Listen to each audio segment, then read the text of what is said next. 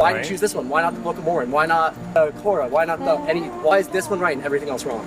Because when you read about Joseph Smith, who started the Mormon Church, and when you read about his claims, there is so much internal contradiction. I could say the same thing about your work. Good, then give me one example of how Christ contradicted himself.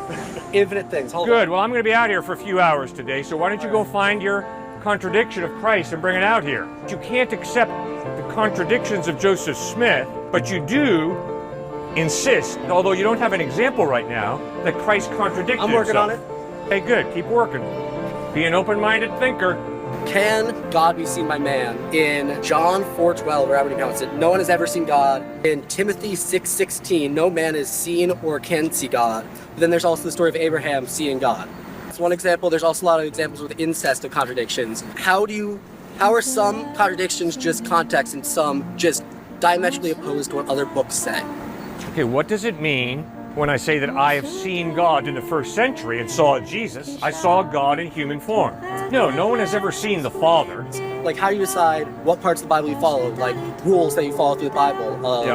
If I don't know the exact quote or whatever, but there's a whole thing about how, like, if your brother dies with a wife, you must implant your seed in her to have the children or something like that. I can find the actual writing. But, like, what do you decide is real and what's just a metaphor of life? If you can't answer that question, you will flunk out of this place. You will flunk your English class and you'll flunk your biology class. But you're using the book as a scientific explanation for what... No, I am not. There is no science in the Bible. Let's all say it together. There is no science in the Bible. That is why, if anybody says to you, science contradicts the Bible, they either haven't read the Bible or they don't know what science is. There's nothing behind it. Why should I believe it? Why should you believe the Bible? Sure. Why is this specific writing with very little physical evidence from the past something I should accept as truth? Archaeology supports the names of places, the names of Roman rulers listed in the New Testament. Because archaeology supports the Pool of Bethesda, the Pool of Siloam. Some of these people might have existed, but there's no evidence that shows the parts of the Bible that are like give the power and that like are above human. You can't scientifically prove God. Why? Because God is not a physical object. God is a spiritual being. Therefore, science has no answer to the question, does God exist or not?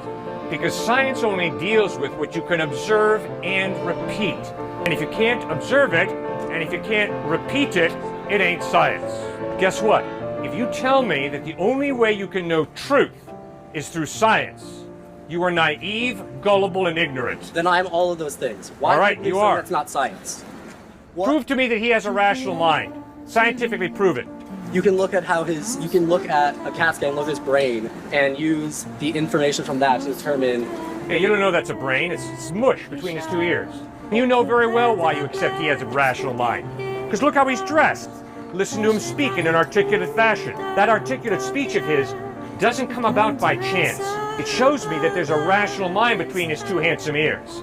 Similarly, I can't grab hold of God, put God in a test tube and say, oh, now I've proven that God exists. That's impossible, because God is not a physical being. The difference between a person at a college campus who's dressed whatever, you can assume he has a rational mind, versus there's an all-knowing being that lives in the sky that is like has made everything. There's much bigger jump than just someone has a rational mind. That's right. You can't see God, therefore God doesn't exist. I can't see his mind. Doesn't mean his mind doesn't exist. I gotta look for other evidence. There's no proof of him. All you have is this one book, and there's books that say a ton of. You don't trust all of that. I don't believe in God, that God exists, because the book tells me. Why do you attribute it to him, though? Because if there is no God, love, meaning, and morality are a crapshoot. They're all relative. You create them in your head, because if there is no mind prior to the human mind, then who creates right and wrong? We do. If there is no mind prior to the human mind, who creates love? We do. Which means love and meaning and morality are totally relative depending upon which mind you're talking to.